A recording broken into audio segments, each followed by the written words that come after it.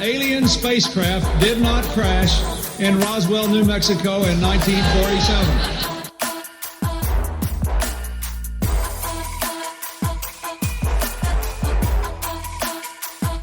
You know flat earthers, I guarantee it. But you don't know who they are because they're afraid of talking about it.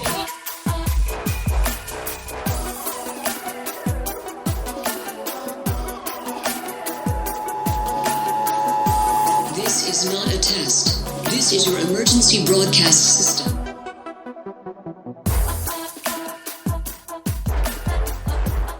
Hello and welcome to the 36th annual Subliminal Deception Podcast, your weekly dose of conspiracy theory bullshit. My name is Cody. I'm joined by my pal Phil. How are you doing?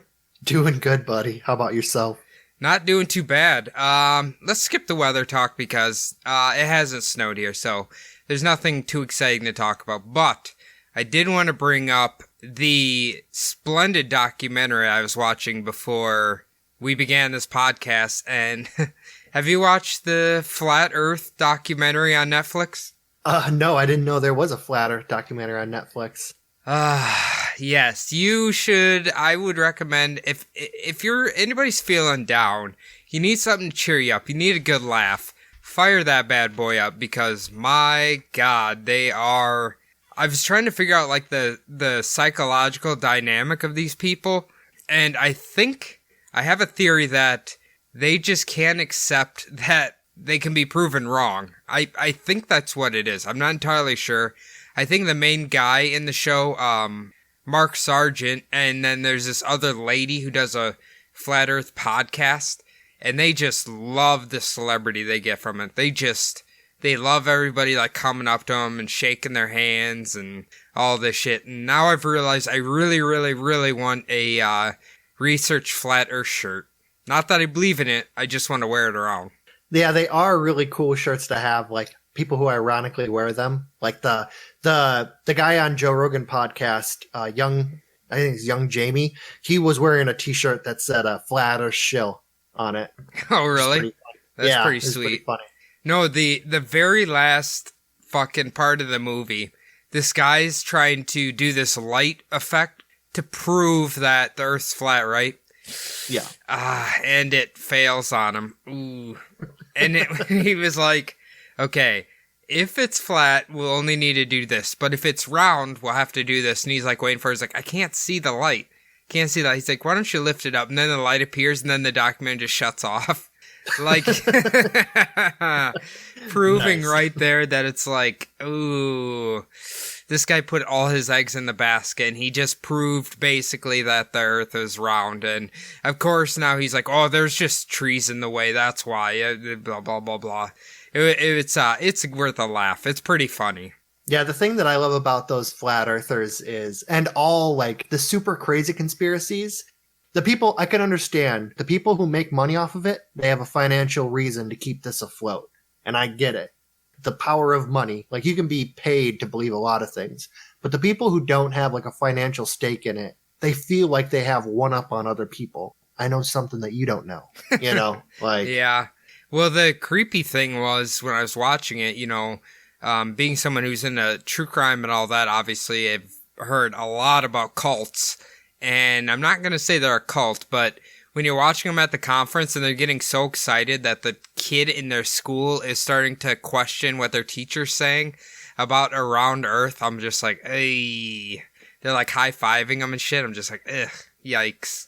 Yeah, a little bit of that mob mentality definitely goes into it.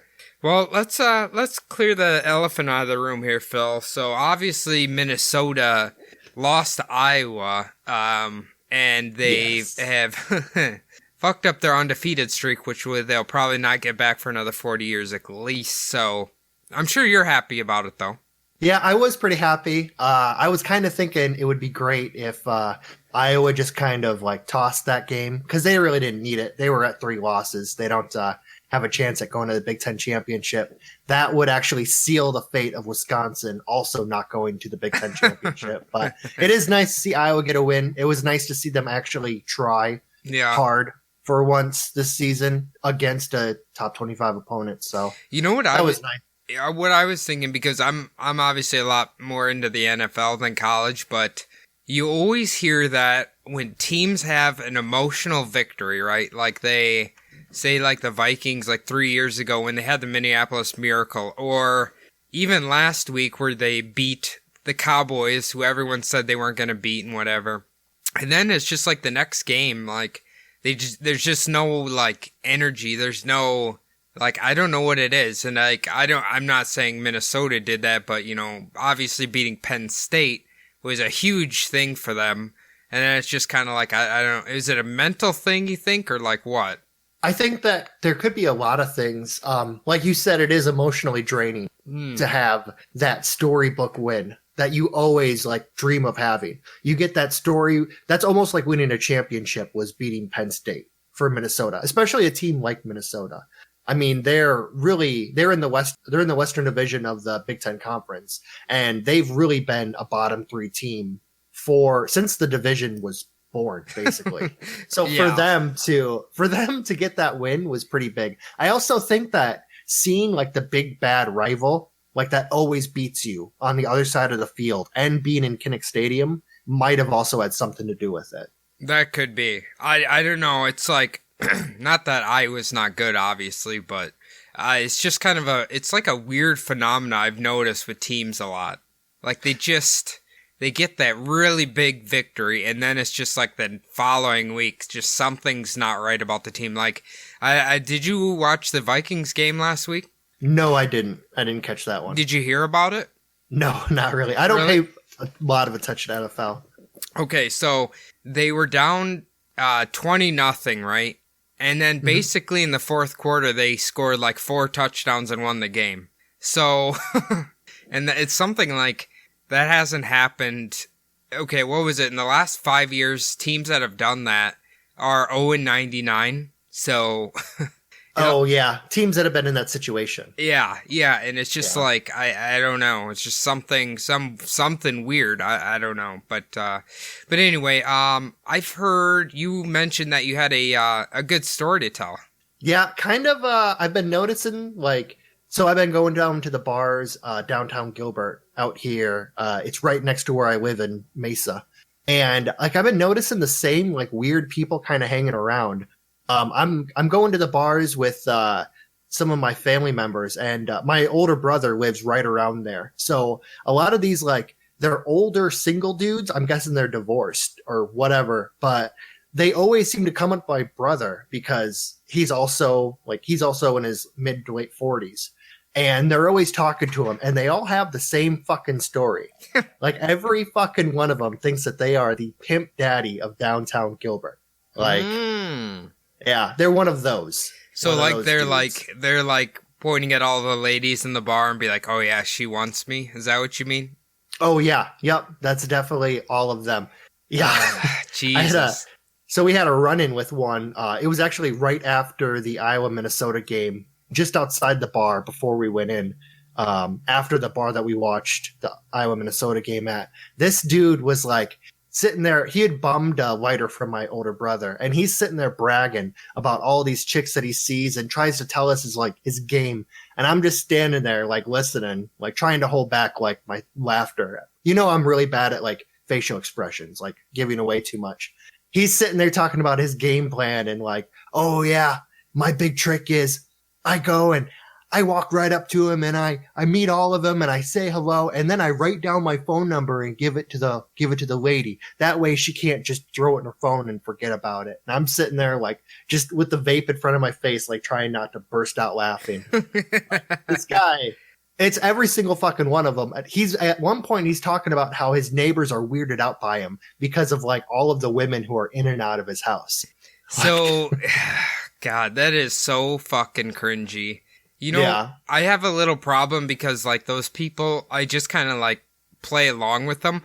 I'll never forget there's this one night, it was outside of a bar, and this guy comes up, and he was asking all these questions, and I'm just like, yeah, man, we've been dropping so much acid, and all, like, I was telling him how fucked up I was, and, like, I have all these drugs at home. Like, he was believing everything, and I just kept going on and on and on, and then he wouldn't leave, and I'm like, all right, you gotta go now. This is a dangerous game. You can't fuck with them too long. But, yeah, interesting people outside of bars. That's all I can say. I don't know why, but they're always weird, and they always want to talk to you. Yeah, I was telling that story to a buddy at work, and he's like, you know how you can always tell a dude who doesn't get laid much? And I'm like, what's that? He's like, ones that talk about how much they get laid. He's like, yeah. That's basically the best way. And I was like, yeah, come to think of it, I've known plenty of people in my life who are like that. It's sad but true. Well, Yeah. Anyway, Phil, banter time is complete. Now I need you to take over the floor and lead us on this week's conspiracy. What do we got in the bag this week? Well, I'm going into conspiracy about possibly you may or may not have heard of him. Could be a lesser known singer. Have you ever heard of Elvis Aaron Presley? I have heard of him, and I've heard good and bad things about him. Yeah, so I am going to go into the life, death, and conspiracies of Elvis Presley today. That's going to be my podcast. Hell yes. Let's do it. So Elvis Presley was born on January 8th, 1935 to his parents Vernon and Gladys Presley in Tupelo, Mississippi. Really? I thought for some reason I figured he was born in Tennessee. No, I'll get into that in a little bit, but he was Okay. born in, I'm not sure if I'm saying the name right, but Tupelo, Mississippi. So Man. Elvis's twin brother Jesse was actually stillborn, and after Elvis's birth, his parents had no other children, making him the only child. Okay. Now, Vernon Presley, basically throughout his life, he had many different jobs, and he was never really that great at holding them down. So this is why Elvis grew up in poverty for most of his life. Okay. Yeah, I'll be honest, I don't really know that much about Elvis's upbringing, so this is pretty intriguing, actually. It's funny, his parents literally have the most generic, old-time Southern names. Yeah, they do. I was actually I was going to kind of gloss over his like youth and get right into his singing, but actually his youth is kind of like, I've never heard anything about it. So just thought I'd start with that. So it was discovered early on that Elvis was musically inclined. That's when he began singing with his local church choir. On his 11th birthday, Elvis received his first guitar, and this was bought by his parents with the financial help from his uncle Johnny, and the pastor at the Assembly of God Church, which is the church that his family went to, Pastor Frank Smith. So I'm guessing when he was singing at church, he probably wasn't doing the demonic hip thrusts that we know him for later. Yeah, I'm guessing that those were a few years away if he was holding it down in choir. Can you imagine being in a world where that was like, oh my God, that is so overly sexual. He's thrusting his hips. Yeah, and then could you imagine transporting those people who were saying that shit then and taking them to like, what was that, Miley Cyrus? When she was, yeah. Remember when she first came out in her like, I'm a big girl now concert? Yeah. She comes out basically naked. I was going to say, take him to a fucking Gwar concert. Do you remember Gwar? Oh, yeah, the demonic ones. Yeah. Those are great. The Beavis and Butthead episodes were awesome. Hell yeah. So basically, Elvis only learned a few chords of the guitar, and this was mostly because he was such an excellent singer that he really never needed to use it, though he would later on use the guitar to play rhythm during the 1950s. I'm going to be honest. I didn't, I know he carried around a guitar, but I just figured he just kind of, he didn't actually use it, or he didn't know how to use it. He just kind of used it as hey, I'm a musician, I have a guitar type of thing. Yeah, I thought about it too, and then I realized, all of the times that I've seen him sing, you always see him, with a guitar, especially in his younger years, but you never really see him playing it, but you do see him, making the motions like he is playing it. That's true. So, I don't really remember ever seeing him actually, holding it and playing, you know what I mean? Yeah. It's always just around his neck. Well, I mean, I feel like there's a lot of artists who, they might not know how to play guitar, but they have one around and maybe, play a rhythm, or maybe it's not even plugged in. I don't even know. Probably some of them, in that case, it's the latter, where they just don't even plug it in. There's actually a person in the back who can actually, play it. well. Yeah, probably. So at the age of 13, the Presleys moved to Memphis. This is where the young teenage Elvis Presley would be exposed to new musical influences like Southern country and African American blues, on top of the gospel music that he had already grown up with. Now, maybe I'm jumping ahead here. Maybe you're going to mention this, but like that's a big thing that a lot of people don't know. And apparently Elvis even said himself that he basically stole music from black musicians. Yeah, that's kind of a little bit of, well, nowadays especially, it's a controversy looking back at him, because a lot of he basically took like black music and made it like mainstream. Yeah. Well, I mean, even think about back to like when we were doing Selling Your Souls to the Devil. I mean, basically, though, that guy who we were talking about, his music's not that far off from like Elvis's. Yeah. You know what I mean? Well, I mean, that's the thing. Elvis probably would have listened to his like records. Yeah. But I think in the end he did openly admit he did that. What's that? Elvis did? Yeah, Elvis did. Oh, I didn't read anything about that. Oh, really? I've heard that he actually admitted that maybe he didn't quote unquote steal it from him, but they were definitely his influences. Oh, okay. So yeah, it does make sense. Yeah, especially in Memphis back then. Oh yeah, he would have back in I think the late 40s, early 50s. He would have been like there'd have been a shit ton of musicians around Memphis, especially. Quick side note before we go into further here. So I was watching Anthony Bourdain's show, No Reservations, right? And it was the episode where they go to Memphis, and of course he's hanging out with fucking musicians everywhere. And he goes to, I think it's Jack White's house. Do you know who Jack White is, right? Yeah, the White Stripes guy. Yeah. And in his house, he has a machine that the band plays and then it instantly makes a vinyl record. Like, I think it's an antique machine. And he claims it's the only way you can get true live sounding music or whatnot. And I'm just like, Jesus, that is the ultimate. I mean, it's cool. It's very cool. But that is the ultimate hipster device right there.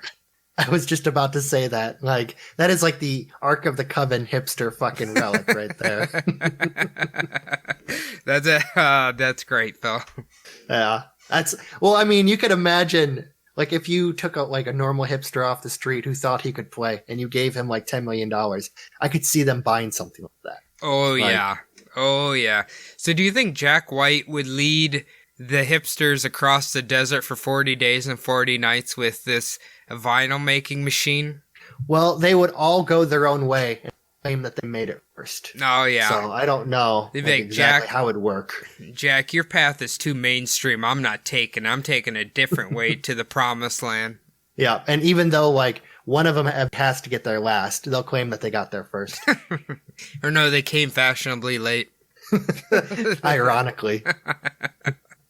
So after graduating from L.C. Humes High School in 1953, Elvis worked as a truck driver to save up money for studio time and began his musical career selling 20,000 copies of his single, That's All Right Mama, signing with Sun Records.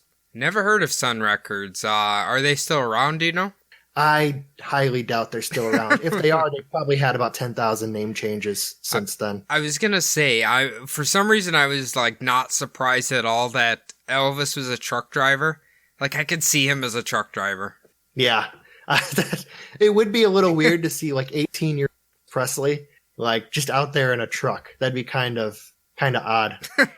With the fucking, imagine like with the hair and the square jaw and the fucking Elvis suit on, like pulling up to a truck stop. Well, maybe if he didn't die so young, then he would have, maybe that would have been his like secondary career. Yeah, or possibly it was. We might get into that. Ooh, foreshadowing. So in 1955, he was topping the country music charts and reached the top of the Hot 100 in 1956. Closing out the 1950s with great success, dropping singles such as Blue Suede Shoes and Hound Dog. Oh, yeah. Everybody's heard those fucking songs. Yep. That was when he was at the top, like tippy top of his popularity. Was that in the 40s or 50s? That was coming up on the 60s. So that was the 60s. between 56 and 60. Okay. In 1958, Elvis joined the army, and while stationed in Germany, he met Priscilla Beleu. I'm pretty sure I said that name wrong. She was 14 years old at the time. Ooh. Yeah. I didn't know that until I started studying the shit. Yeah, she lived in Germany with her mother and her stepfather, who was an Air Force officer. So she and Elvis met in 1955 after a friend of Elvis, Curry Grant, and this is a little creepy, walked into the Eagles Club in Stuttgart, Germany, and asked if she wanted to meet Elvis Presley. What's that? How old was Elvis at this time? He would have been 24 years old. 23, Ooh. 24.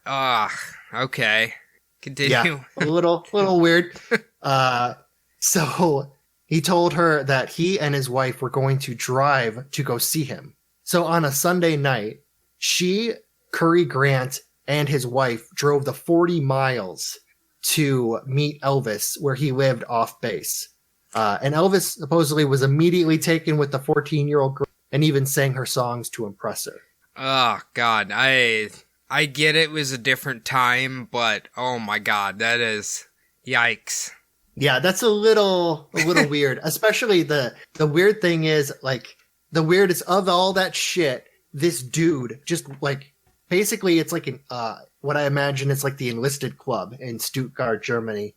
And this, like, adult man just walks up to this 14-year-old girl and asks if she wants to drive with him for 45 miles. To go meet Elvis Presley. Like, that's just such a weird, like, it sounds like a fucking episode you guys should do. I know, right? Like, usually when you hear these scenarios, it has a bad outcome. Do you think maybe this guy didn't know how old she was? It is, I mean, it's possible, maybe. I did see a picture of her, and she did look pretty young, so he might not have known exactly, or it might not have been a big deal. I mean, Germany is a little bit different with, like, the age thing. Yeah, so. that's true. Yeah, I guess. I just always feel like maybe it's just modern times, but I feel like when a lady is 14 years old, it's pretty obvious she's a young girl. Yeah, well, I mean, even in America back then, like, I've heard that my grandpa married my grandma when she was like 16, and he was like in his early 20s. Well, but the thing about it is they grew up together. Like, they knew each other their whole life. Yeah, that's true. Well, you know, my grandpa and grandma, my grandpa, I think, was 38 or 40, and my grandma was 18, so, and he went to prom with her, so. Jesus Christ. I probably shouldn't be talking about family history, but whatever. That blows my fucking story out of the water. I thought you knew that. I thought we've told you that. That's like a funny family story. You probably did tell me. I just probably forgot. But oh, that's a crazy story. Yeah, every time, like, when I was thinking about the story, I just imagined, like, for Murd Holly and Daniel. That's usually when Holly starts not just mentioning dates, but also, like, exact times. Yeah. Like, yeah. Like that scary fucking true crime shit. Yep. But obviously we know these two had a happy future ahead of them. Yeah.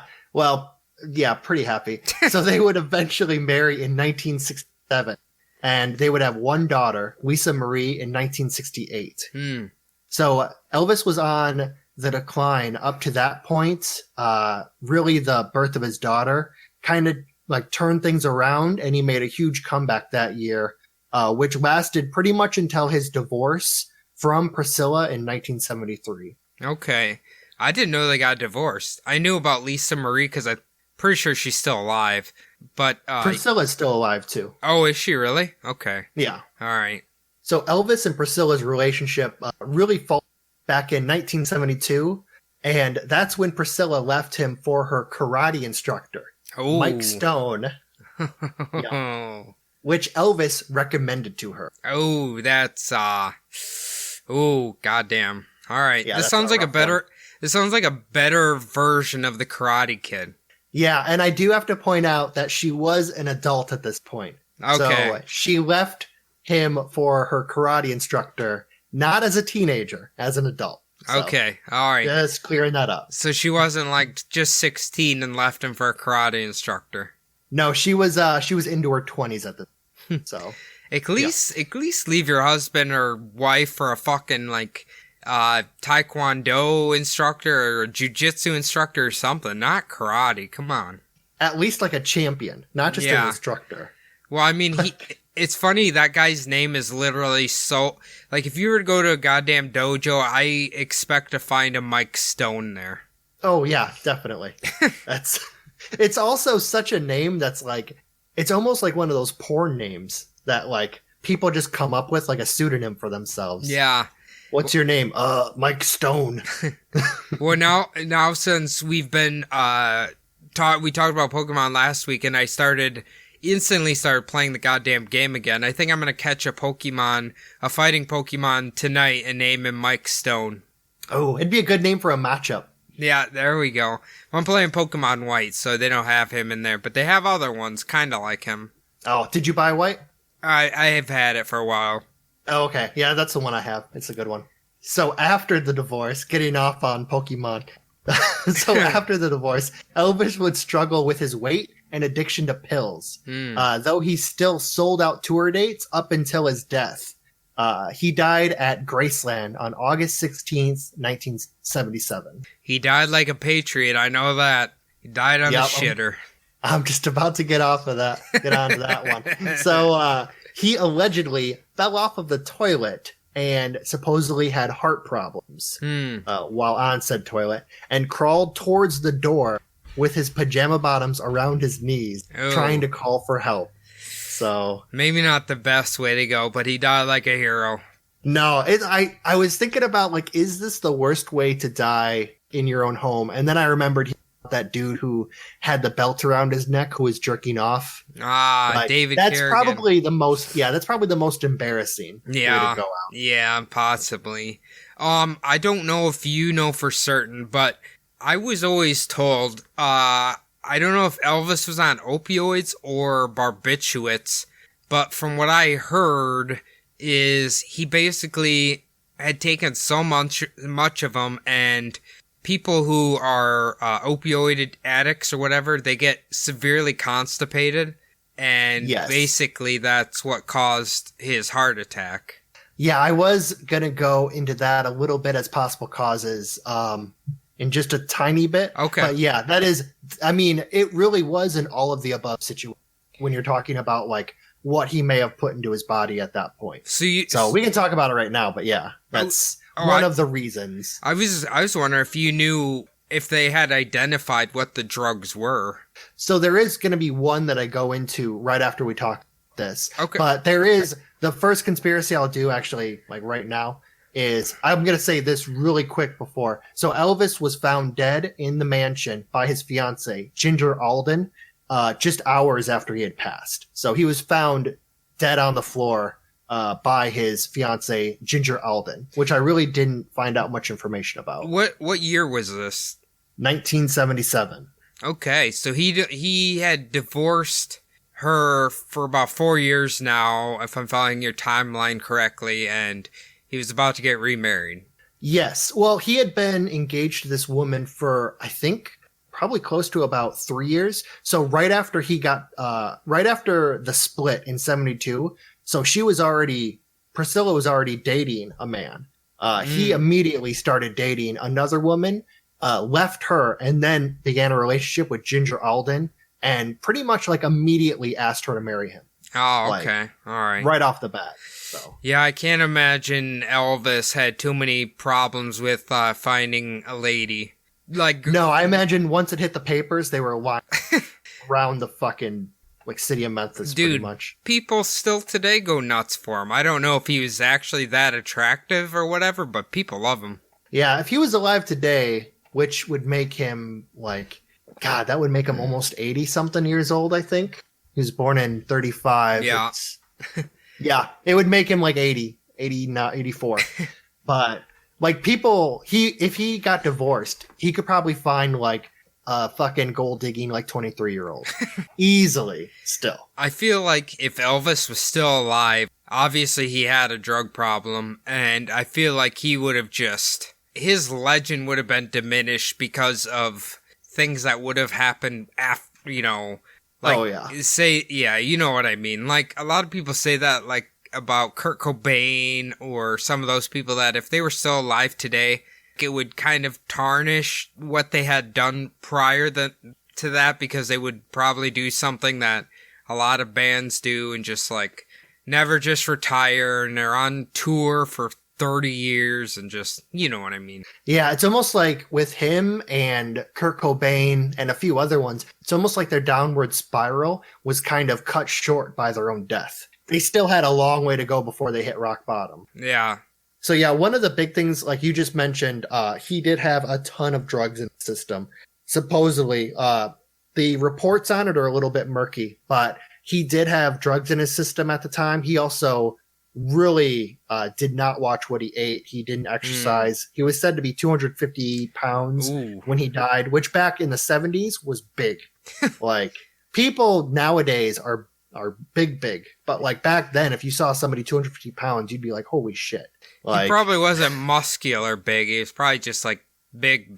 Do you know how tall he was? I think he was about like 6 foot. Okay. Like yeah. maybe... That's big for a 6 foot person. Maybe if he's like 6'5" or 6'6", he'd probably be okay. But for a 6 foot person, that's a big boy. Yeah, I'd have to look up his exact height, but I know he was like taller.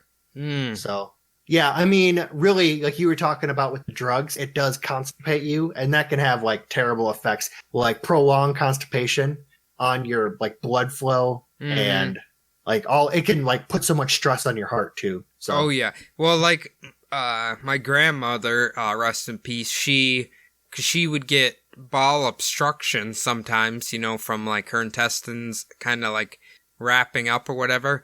And it basically your organs start shutting down. So it's like, if you're not pooping, you know, that you gotta be pooping.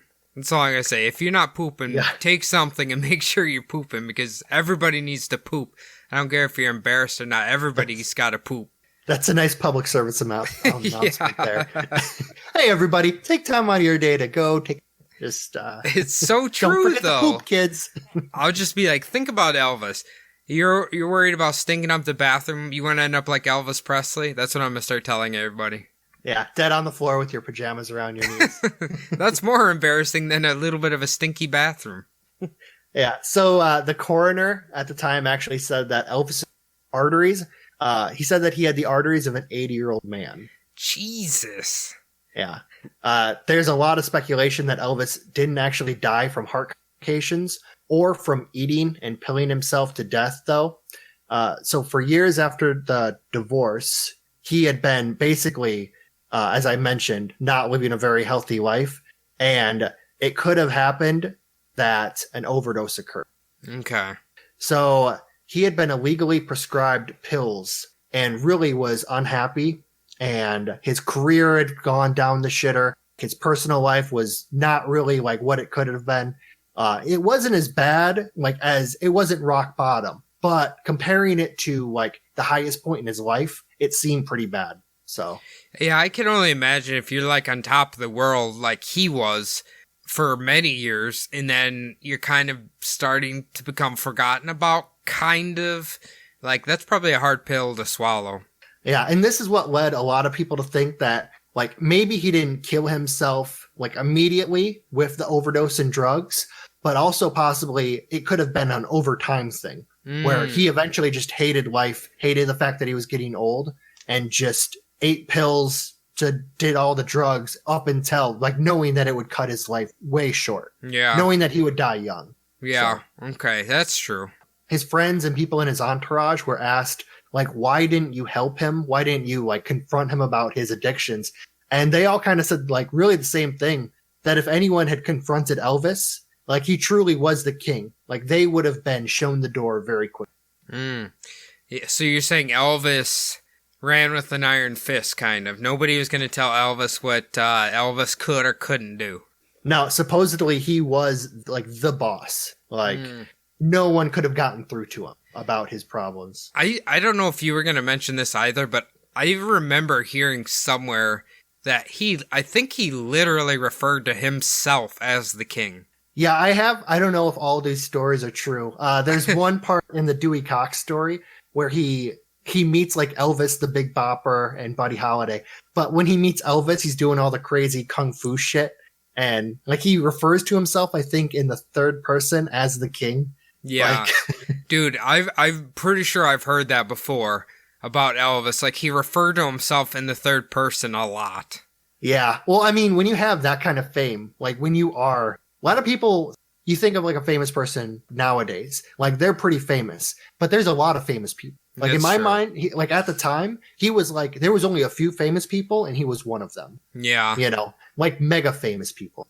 So when subliminal deception blows up and we get famous, Phil, are you gonna? I'm only talking in the third person. I can promise you that. Are you gonna as well? Dude, you know, I only talk in the third person right now. It's all the time for me. Yeah, people at work are a little freaked out, but yeah, it's a pretty good life, actually. I just imagine that I'm like super famous. And then, you know, it's that whole, what's that fucking self-help book? The Secret. It's that. I just imagine that I'm super famous and then it's all going to come true. Right? You need to watch the documentary about that guy too. It used to be on Netflix. I don't know if it is anymore. Where he's trying to when he killed those 3 people. Yeah, it's kind of. I think I may have seen that Yeah. one. The problem is I've seen so many murder documentaries now. They all just jumble together. Well, let me clear it up. He didn't technically kill him, but he tried to force him in this like sweat tent and wouldn't let him out, and then they died of dehydration. Yeah, so he's pretty, in my mind, he's kind of responsible for killing him. I believe that's negligent homicide. So Yeah. that's it. That's murder right there. But so another, getting back into it. So another thing that could possibly happen with the drug and overdose theories, Elvis Presley had an allergic reaction, supposedly, to the drug codeine. Okay. I actually suffer from the same issue. I didn't die from it, obviously, but when I was younger and I took it, it made me trip balls really hard all night long. It was the weirdest thing it was like I was having an out-of-body experience. It was terrifying. So yeah, I don't take codeine anymore. Yeah, I do remember you telling me those stories, and you say that like you had like some relapses after that, like where you would wake up and like, what was it, the TV would be coming at you? Yeah, it always felt like the TV was kind of like breathing. It was really weird. I don't know how to explain it. It was not great. That's pretty fucking crazy to have that happen from a like non-psychedelic drug. Pretty weird. Well, I do know that anybody, if you take enough codeine, you will have the same effect. But the codeine is not. I don't have a good time with it. Yeah. So in the book, The Death of Elvis, What Really Happened, authors James Cole and Charles Thompson II wrote that all of the speculations about drug overdoses and suicide were all false, and that a prescription for codeine, prescribed by the dentist Dr. George Nicolopoulos, is what may have taken him down. So, like, he was allergic, obviously, and he took too much and it killed him? Yeah, so they claim that the toxicology reports cited that the singer had 10 times the recommended dosage of codeine in his system. Oh. And that the codeine, along with the other drugs in his system, would have been a lethal cocktail that killed Elvis Presley. Okay, well, I mean, that's kind of plausible, though. Yeah, it definitely is. I mean, if you have 10 times like the amount anything in your system, I mean, 10 times the amount of water in your system will kill you. You know what I mean? Yeah. It's pretty much anything. Well, I was thinking if he overdosed on codeine and then already had the other drugs in his system, it's not real great for your heart. Yeah. They claim that Elvis was abusing drugs because he didn't want to face the reality that he was aging, and that the days of the young king of rock were all behind him, and that he was really just starting to get fat and gray. And I mean, it happens to everybody. But when you're coming from a point where Elvis was, like I was saying before, it really is really going to hit you pretty hard. Yeah, it's a tough reality.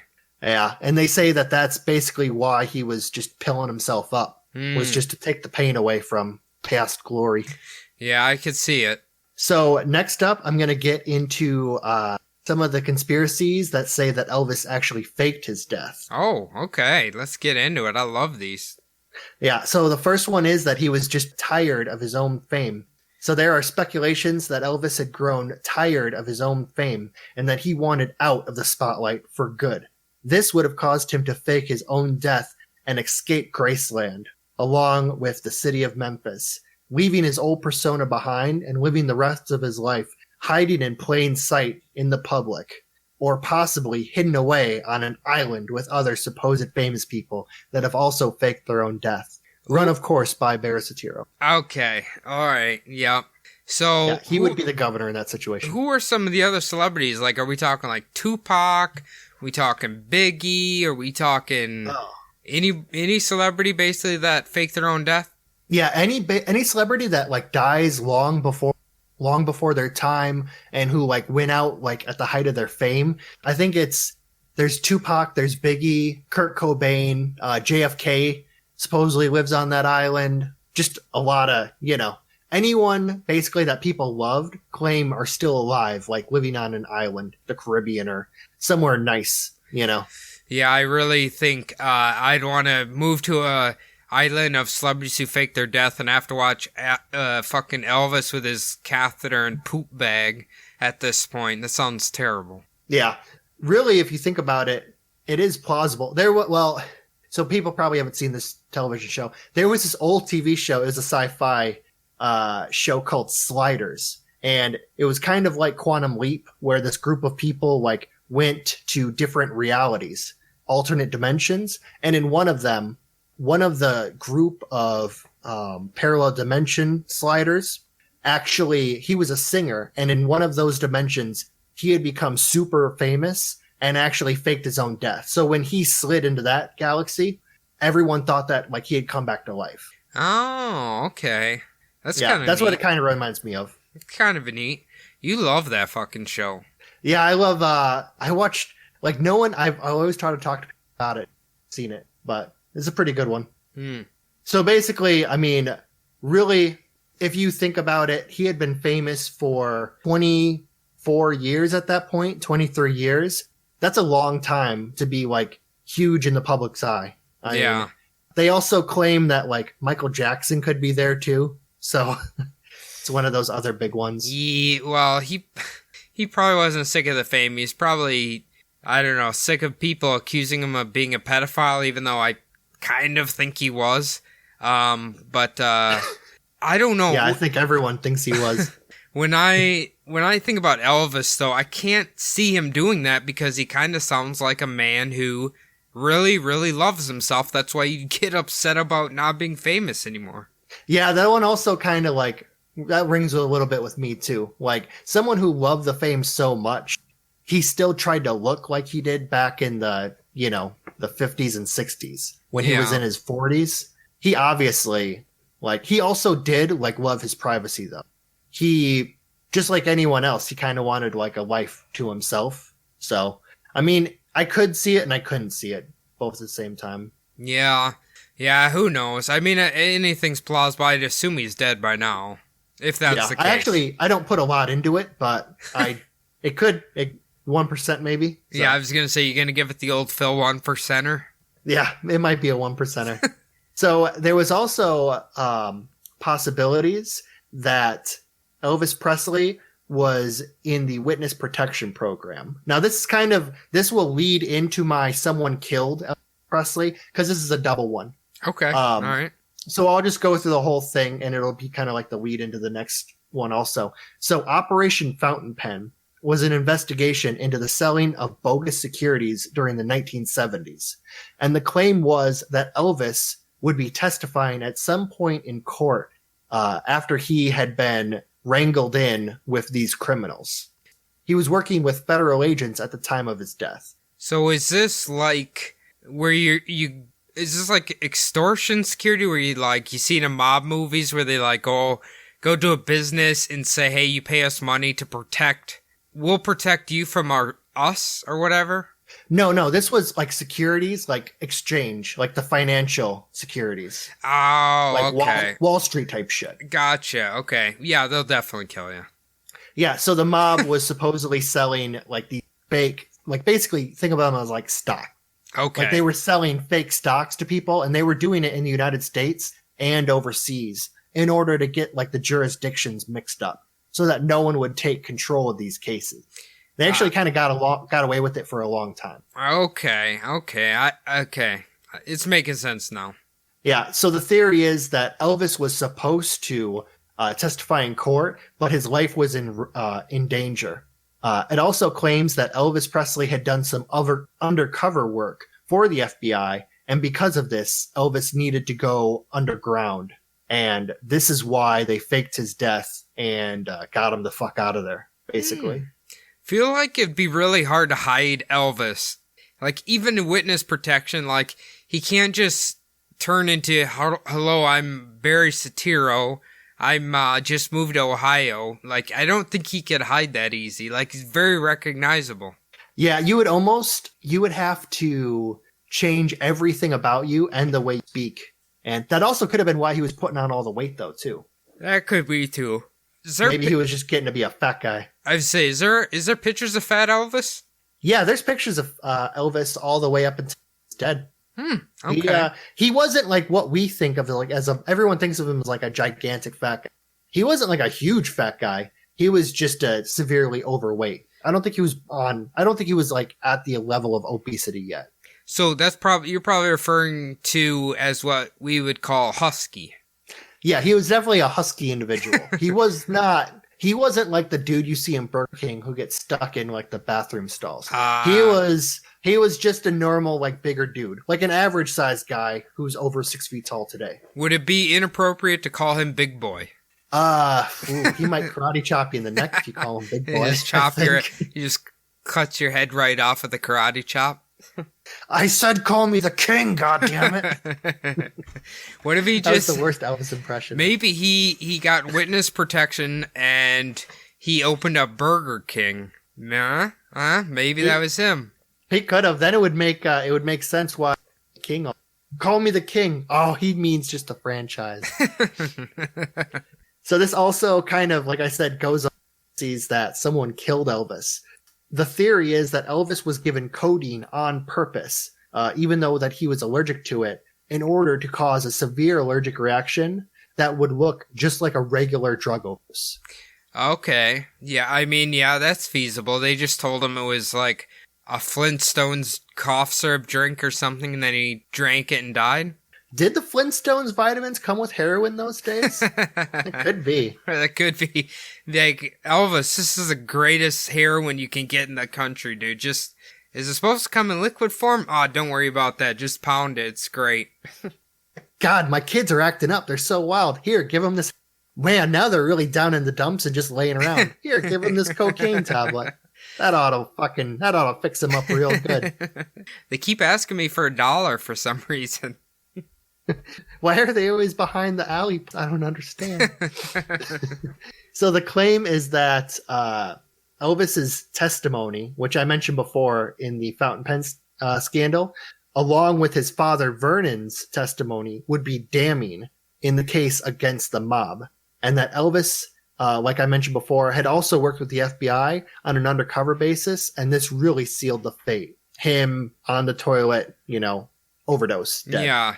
So he druggled Vernon into this too? Yeah, so apparently Vernon also was going to testify in the fountain pen scandal. Now, the two men that plotted the security scam, they were both given 10 years each. The FBI also made some other arrests surrounding the fountain pen scandal. Vernon's testimony did help put those two men away. Really? Okay. Huh. Yeah, the thing about it is, the FBI claimed that Elvis never did any undercover work for them, which is exactly what the FBI would say. Yeah, I was going to say, of course, they would say that. Yeah, obviously. So the next killer that I'm going to, or possible, I should say alleged killer, Elvis's manager went by the name Colonel Tom Parker. Now, there's a lot. I could do a whole fucking episode basically about this guy's mismanaging of Elvis's funds and basically his entire act. So there's also speculation that Elvis fired manager Colonel Tom Parker, and that even though he wasn't at Graceland that night, he may have hired someone to kill Elvis, as he was definitely on the outs with the singer after years of messing up his career and holding him back from doing what he really loved, which was acting. I feel like I've heard of this guy before. There's a lot of like allegations. Apparently, this Colonel Tom Parker like skimmed off the top a lot of money. There's also speculations that anything Elvis really wanted to do, he didn't want him to do it because he just needed him to make a quick buck. So it was like, no, don't do that movie. Go on tour or cut a new album or do this or do that.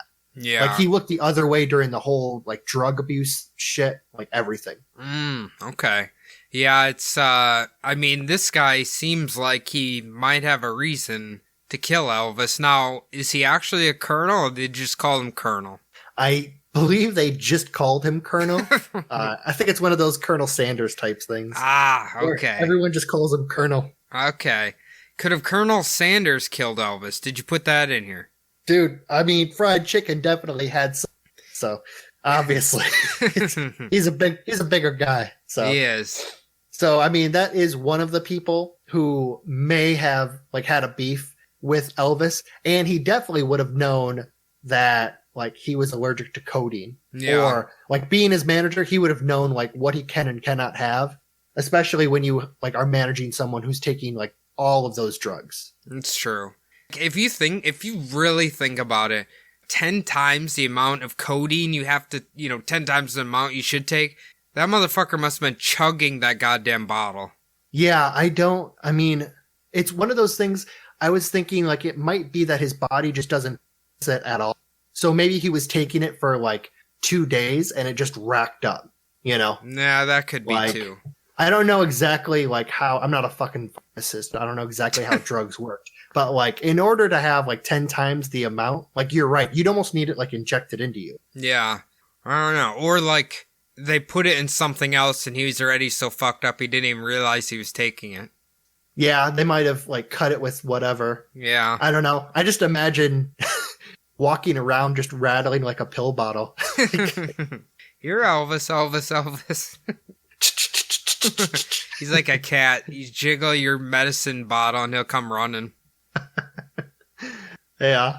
So my next one is, this is actually, I didn't really find anything on this. So I have to like lay that out up front. This is kind of one that I had in my own head, like doing research. Okay. Priscilla may have killed him. Okay. All right. So go ahead. I gotta say, like, this is just a theory and I made this up completely in my own head. So Take her away. yeah. So even though they were divorced, Elvis and Priscilla were still raising their daughter together, Lisa Marie, and they really did remain close. Now, what if Priscilla saw how the 42-year-old Elvis was spiraling down the toilet, not handling his money well, taking large amount of pills, and basically eating himself to death? Also, no longer making new tracks, and even though his recording studio in Graceland was set up by his label just to get him to like record new tracks, he still only used it like twice.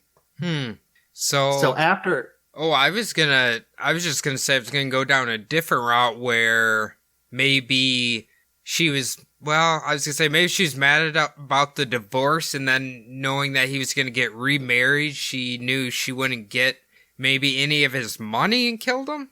But yeah, I was actually just about to go into that. Okay. So after his death, Priscilla took control of Elvis Presley Enterprises. She was the one who turned Graceland into the most highly visited attraction in Memphis, Tennessee, and steered the estate away from the horrible management that Colonel Tom Parker basically had driven it towards after like years of mismanaging Elvis's affairs. So now what if like Priscilla either poisoned Elvis or messed up the dosage of his pills or snuck in the codeine, causing his death at the young age of 42. she would have basically looked at the situation that he was about to remarry his new fiancee, Ginger Alden, and she would have been completely cut out of everything if he had died, say, a few years after. See that? Yeah, that's a good point. Although I feel like Priscilla, since she probably knows Elvis really well, that she could have she could tell that he was already probably going to kill himself anyway. So she just played the long game, even if she was involved. I'm guessing she probably wasn't. But if she was, she probably knew this motherfucker's going to accidentally OD anyway. Yeah, that could be true too. I mean, definitely the situation would be like you would have to, like right after he planned his funeral, you would have to take all of the business away from Colonel Tom Parker. Yeah. All of the people who are like listed in the will, he doesn't like take all of that money away. Yeah, that's true. That's a good point. Yeah. So, I mean, it was just a little theory that I came up with. I did Google it to see if there was anything, and I found absolutely zero Google hits. So if it does become a big conspiracy, that came from right here. I think people probably like Priscilla and probably don't want to think that she killed him. Yeah, exactly. I have absolutely no proof and very little evidence for that. So gonna move on from that one. At the funeral, the pallbearers were seen to like struggle really, really hard with the coffin. It supposedly weighed 900 pounds. Obviously, he didn't weigh that much, and there is a belief that the coffin weighed so much because there was a cooling system inside, and this was possibly to keep the wax replica of Elvis from melting. Okay. All right. I feel like that might be a little obvious. Like, wouldn't the machine be making noise? Yeah, you would think so. Also, I mean, really the weight of it, like it'd have to be made out of concrete to weigh that much. Yeah, I know. 900 pounds, that's quite a jump from, 250? Yeah. So funeral goer and Elvis Presley's cousin Gene Smith claimed that his nose looked kind of pudgy looking and his right sidebird was sticking straight out. It looked like about an inch. Okay. And he also claimed that his hairline looked like a piece or something that was just glued on. Okay. So this guy really believes this is a wax sculpture of Elvis. Yeah. And this kind of ends basically what I was talking about from before. I didn't really I kind of just jumped into it. So this goes into the Elvis sightings conspiracies. Okay. So basically, it is believed that inside the casket wasn't really the dead body of Elvis Presley, but like a wax replica. Okay. And that's what this all gets into. All right. Do those wax sculptures of celebrities melt that easy? I know that they have to be temperature controlled, like those buildings that they put them in. Okay. I've never been to a wax museum, if I'm being honest, and I actually really want to see one. Yeah, it would be really cool to go to. I have heard that you can't just have them out in the open. They do start wax, obviously. If you keep them in the sun, it's gonna get really rubbery. Yeah, melt a little. Guess what? One of us will have to go to a wax museum and see if it's cold as fuck in there. Yeah, that's true. Well, we both live in big cities, so we could probably figure that out. I don't know if the Twin Cities has one. I've never heard of one. I imagine they have one. There's I believe there's one in Phoenix. I don't know if it's a Madame Tussauds or whatever that name is. I don't know. Maybe it's worth a Google after we get done recording here. Yeah. So along with that goes the most famous part of all in the Elvis conspiracies is the Elvis sighting. Now, there's been a shit ton of Elvis sightings throughout the years. So on the day of Elvis's death, a man that looked just like Elvis is said to have tried to buy an international ticket out of Memphis Airport en route to Buenos Aires, Argentina. Okay, all right. Why do they always go there? I don't know. That's where all the fucking Nazis went, is Argentina. Yeah, it's why are they always going to Argentina? I don't know. If all the Nazis went there, it must be a good place to hide out. But everyone found them there, so it's not that great. No, that's true. So using the Elvis pseudonym John Burroughs, which Elvis used many times when checking in hotels, supposedly he tried to buy a ticket and leave town, and this was on the day of his death. Okay. So did he attend his own funeral and then left, or did people just spotted him leaving? No, this was supposedly on the day of his death. If he would have left town, he wouldn't gotcha. have made it for a funeral. Yeah. Gotcha. Okay. So the biggest problem with this is that at the time, Memphis airport didn't have international flights. So we got a liar in our midst. Yeah, somebody just claiming, I seen it. I seen the tornado. Couldn't he just get a private plane? You would think so. He owned his own jet. Why would he fly commercial and like allow everyone to see like some guy who looks just like Elvis I don't flying know. out? No idea. I wonder if he brought his own fucking peanut butter and banana sandwiches on. Oh yeah, I forgot he loved those, didn't he? Yeah, I think peanut butter, bacon, and banana, but I'm not exactly sure. Mm. So, do you remember the movie Home Alone? I do. Now, some people claim that Elvis can be seen in the background as an extra in the movie Home Alone. Okay. All right. So, as the mother is begging to buy a ticket home back to Chicago to go back to her son, this is the part where John Candy offers her the ride. Do you remember that part? Yeah, I remember that part. So, supposedly in the background, one of the extras is a really tall guy. He's kind of bigger and he's got a beard. And people claim, I looked at the picture and I looked at a picture of like Elvis, didn't really see that much of resemblance, especially in the nose. But people claim that that's just Elvis with a beard. I'm gonna have to look this picture up. I have a feeling it probably definitely doesn't look like him, but it'd be interesting to see it. I mean, with a beard, it's kind of hard to tell because like a beard disguises facial so well. But especially like a bigger beard like this guy had. Yeah. But yeah, I mean, really in the nose is where you can tell like it's not Elvis Presley. Okay. So it was probably just a guy that looks like Elvis, or people really just like wanted to see it, you know? Well, I just keep thinking like there's so many fucking Elvis impersonators. I mean, like, goddamn, there's so many people who look like Elvis who obviously aren't Elvis, like Kurt Russell. He's played Elvis in like 3 movies. He kind of looks like him. Yeah, exactly. I mean, what is there? Like, I think it's, well, there's obviously a bunch in Graceland, but Las Vegas, there's a shit ton of Elvis impersonators. It's like all those little, like, the wedding chapels. It's almost like they all have Elvis impersonators there. Or that's according to the movies.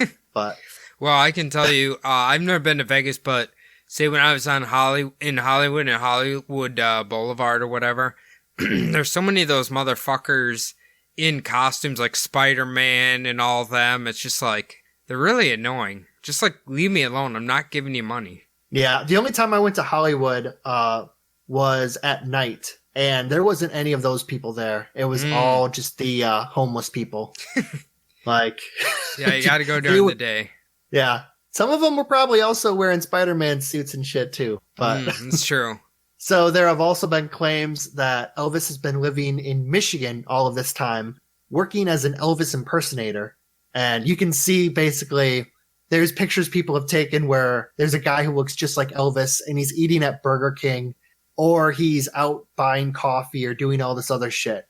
And it's a guy who looks like Elvis, but you can tell it's, probably just somebody who works as an impersonator, because it's not like he's a dude who looks like Elvis and dressed in blue jeans and a t-shirt. Yeah. It's a guy who looks like Elvis with the Elvis hair and like the jumpsuit and shit.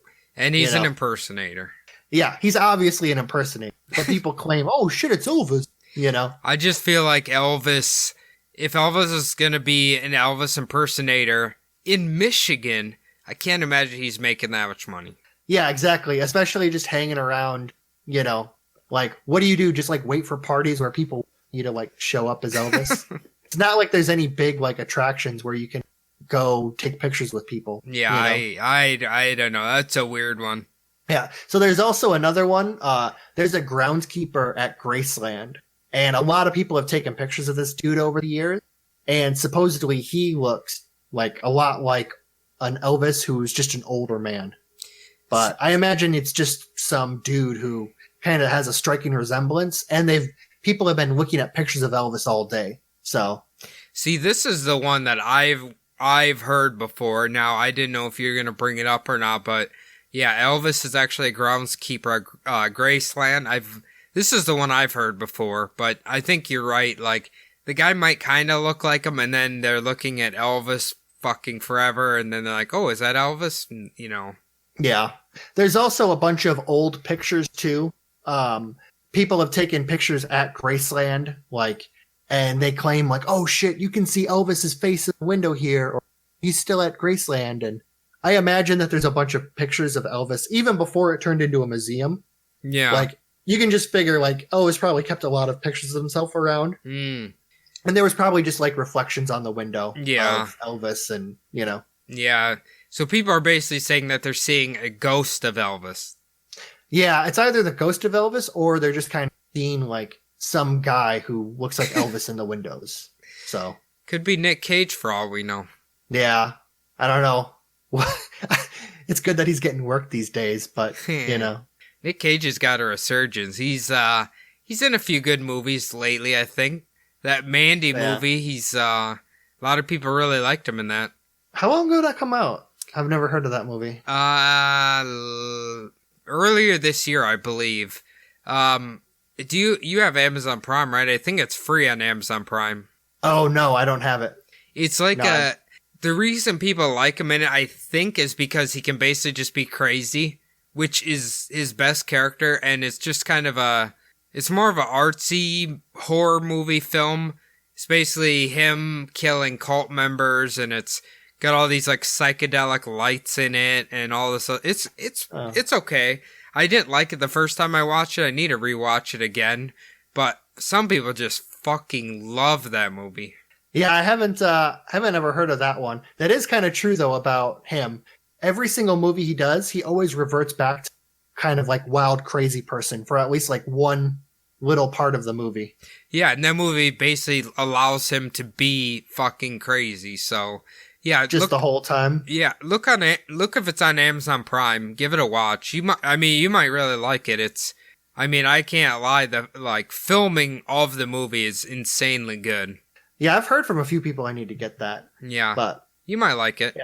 Yeah. Just to wrap this up quick. So reasons why people really can't accept Elvis's death or like any other famous person's death, no matter what the cause is. Elvis really, he did die young.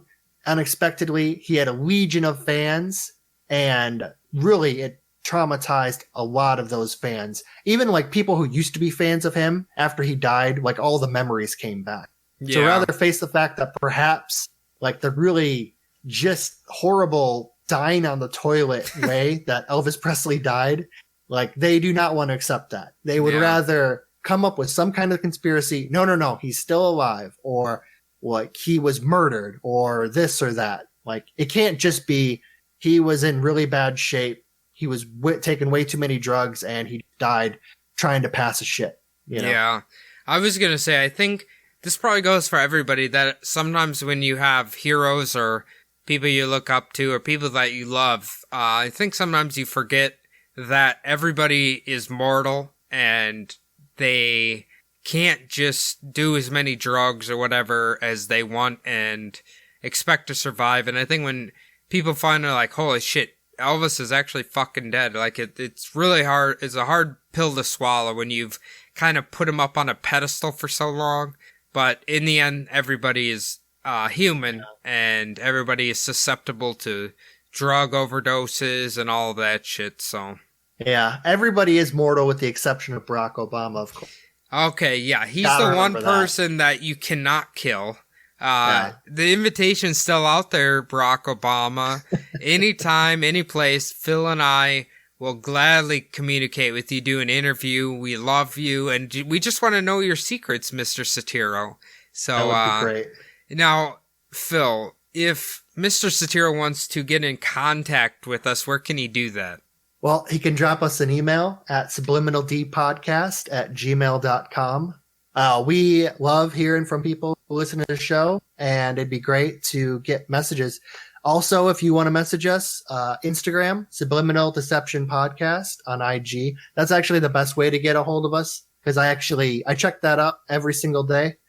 We both have our own individual podcasts. Mine is SD Pod Phil. I never check it and do not post. Cody, you have a few of them? By the way, I think you meant our personal Instagrams. You said personal podcasts, but Oh, personal Instagrams. Yeah, it's been a long fucking day. Yeah, it has. So, search for SD Phil, or my personal one is Cody Sabub on Instagram. You can find my other podcast, Bumblebutt Podcast, on your favorite podcasting application if you like true crime, paranormal, all of that shit. The last thing we need to have you do is to log on to iTunes and leave our show a 5-star review.